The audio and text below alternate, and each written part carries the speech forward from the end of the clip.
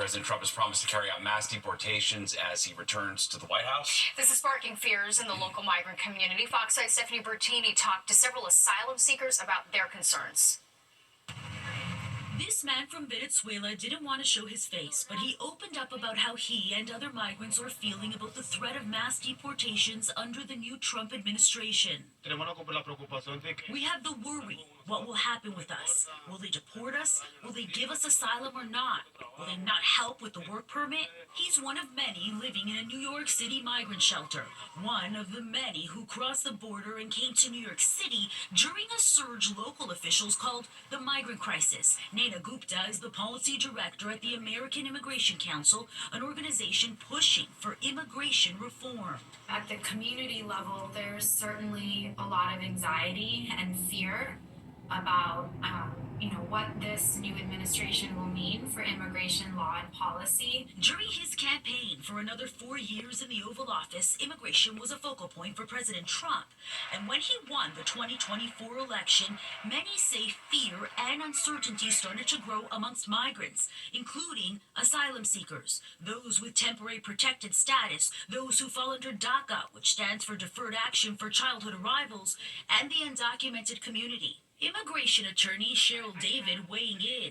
Since the election, we have been working overtime in my office because people are, scheduling consultations, just more out of social work. Mario Russell is the executive director of the Center for Migration Studies. He says Trump's second term as president may have greater impact on the migrant community and mixed status families than his first term. We know that there are well over 5 million households with a U.S. citizen, child, or spouse. These families will effectively be separated or forced to make decisions there that are really going to be hurting deeply that family, not to mention the communities in which they're a part, right? Whether it's the jobs they hold, the religious institutions in which they participate, and the schools and neighbors and friends. So these are threats and concerns that run very, very deep, and in some ways kind of on a far greater scale than what we saw about 8 years ago. This woman, an undocumented immigrant from Mexico, asked us to blur her face. She's been living in the United States for years with no path to citizenship, she says. Are you afraid, I ask? Yes, the truth is yes, she responds. This is heavy, says this asylum seeker from Colombia, also telling me she's afraid of being deported. And with President Trump back in the Oval Office, time will tell what the implications of his promises mean for the migrant community. Stephanie Bertini, Fox 5 News. And for the latest on President Trump's new administration, including executive orders, you can scan the QR code on your screen and download the free Fox Local app.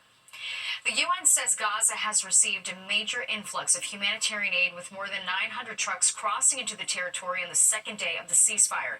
Meanwhile, we're hearing from the family of one of the 3 hostages freed on Sunday after spending 471 days in captivity. The mother of Emily Damari says her daughter is, quote, doing much better than any of us could have anticipated. I'm delighted to be able to tell you that Emily is in high spirits on the road to recovery. As you will have seen last night, she's an amazingly strong and resilient young woman.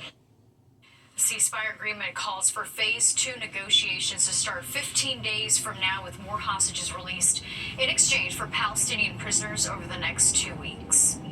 Well, new concerns in Southern California as crews are still battling those deadly wildfires. That's right. After a break this weekend, the Santa Ana winds are gusting again, causing fears and sparking the return of red flag warnings as a popular rapper is helping the victims. And just seeing how it was in the shelters, how people didn't have food, they didn't have anything, they didn't have diapers for their baby. We'll have more Lisa Evers' exclusive interview with Trey the Truth next. The news. Dangerously windy and dry conditions returning to Southern California today, raising the risk of new wildfires. The Santa Ana winds could peak with gusts of 70 to 100 miles per hour, creating extreme fire weather conditions through tomorrow night. State officials are concerned that the winds could cause the flames from Palisades and Eaton fires to break containment lines. Given the forecast, it's possible more evacuation orders will be given on short notice. We are in a set position in the ready, set, go lineup. That means you should be prepared to leave immediately. It's not the time to start thinking about it. You need to be prepared. Since the wildfires started nearly 2 weeks ago, 27 people have been killed, more than 14,000 structures have been destroyed, and around 60 square miles has been burned. And help for the victims of the California wildfires is coming from all over the country, including the music and entertainment world. Rapper Trey the Truth is among those pitching in. After collecting many relief supplies, he's planning to drive an 18-wheeler full of donations to Los Angeles tomorrow. He spoke exclusively to our Fox 5's Lisa Evers. People go through tough times, hard times, and it'd be enough to really make people break under pressure. So sometimes just being there to care for people can give them the boost and the energy that they may need to keep going. He's already brought one load of supplies and was shocked by what he saw, not only the physical devastation, but also the emotional stress so many people were under. He says he hopes that getting the relief supplies will help people realize that they aren't alone and gives them the strength to rebuild. Well, they've revolutionized the way we work out and track our fitness goals. All right, but could we be trading privacy for convenience? The result of a new report about what companies could be doing with all your workout data. And all that cursive you learned in school is now a special skill, so much so that the National Archives wants you to help transcribe its historical documents.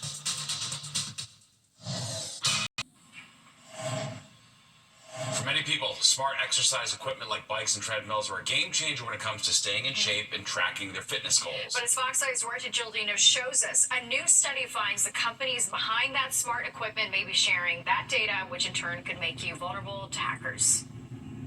A recent Consumer Reports investigation found companies offering on-demand workouts often collect a lot of personal information. We're talking about sensitive health data like your heart rate, weight, even information about your reproductive health. And this information, it is not protected by HIPAA laws. All equipment that you use that's going to be of any value to you today, especially if it's using any version of AI, is going to need as much data as possible. Shelley Palmer is a professor of advanced media. Question is, do you trust the company, and what are they going to do with it after they're done helping you? Consumer Reports looked at 10 fitness brands and found they all collect information like your weight, gender, age, workout info, and even details about your diet, injuries, and shoe size. The real concern is when your equipment is connected to other apps. Your workout machine starts to know how you sleep, your social media, your web browsing. Some companies even ask to record how you smell. So it's not so much that they want to know how much you smell. They can use that information to socially engineer. Cybersecurity expert Robert Siciliano warns cyber thieves could go after this valuable new source of data. They can use that information against you to make you think it's the exercise company so that they can get you to cough up credit card numbers, social security numbers, any personal identifying information that might lead to financial fraud. Some equipment even keeps an audio-visual recording of your workout. Shelley Palmer thinks the risk is small. Nobody is going to steal your individual data and care that you ran an extra quarter mile today, or that you lifted an extra 20 pounds, or that, in fact, you're doing anything in particular. That data is just not useful to anyone but you. So read the fine print before you agree to the terms of use. Adjust your privacy settings and be careful about which apps you connect to your fitness equipment. Duarte Geraldino, Fox 5 News.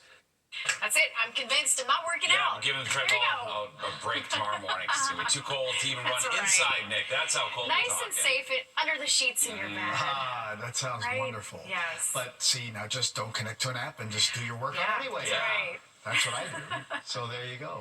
Well, you probably want to, again, be careful running around in this weather because it is going to be very, very cold, particularly out the door in the morning, as you'll see here in just a minute. It's cold enough outside right now, got a clear sky, and after a day where the temperature went nowhere, 26 and 18, way below the average of 39 and 27. Again, we're not talking record cold here for the next couple of days, like today's record was 0.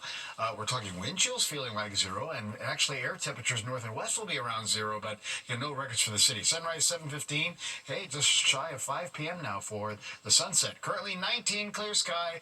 It's still a bit of a brisk west wind. Humidity's dry side, 43%. Pressure rising rapidly as that Arctic high pressure builds right on in. But the temperatures are falling precipitously here. Look at Sussex at 2 right now. Poughkeepsie 7. And we're in the mid to high teens, still White Plains on to Islip to Midtown, back down to 13 you get to Belmar. Like I said, west wind 5 to 10, that will continue tonight. It is producing enough of a wind chill, though. Again, a lot of those wind chills are down in the single digits in the area, and they'll be below zero in spots out the door tomorrow morning, as you'll see here in our future cast. Again, look at the wind chills going to minus 11 there at Sullivan Counties, minus 7 Poughkeepsie, minus 3 White Plains, and low single digits around town. And tomorrow afternoon, they're not really going to improve all that much, back to the single digits to mid-teens. All right, highs for the day, mostly low to middle 20s. Most of the area that we squeaked out 30 at Belmar. Cold all through the northeast, though. We had 20s to Providence. Look at Albany Westward, 19 there, 18 Rochester to State College, back down towards 16 at Cleveland. Look at Chicago, wow, 11. Green Bay at 2, even Nashville down there, 23. So that cold Arctic air really plunging southward. Look at Minneapolis, 6 below was their high for the day. International Falls on the Canadian border, minus 18. That cold air diving southward. Warm spot LA and Miami, they were in the low 70s. We're going to talk about some problems down along the Gulf Coast here too. But no problems for us weather-wise as far as any snow, because those that little system off to the north and west, that's just going to kind of fall apart as it approaches our area. So you'll see that here in our future cast overnight. Again, temps go down to 0 to minus 2 north and west, and down to about 11 in the city. We'll start with sunshine tomorrow morning. That's going to give into clouds as the day goes along, but look at the temperatures going nowhere.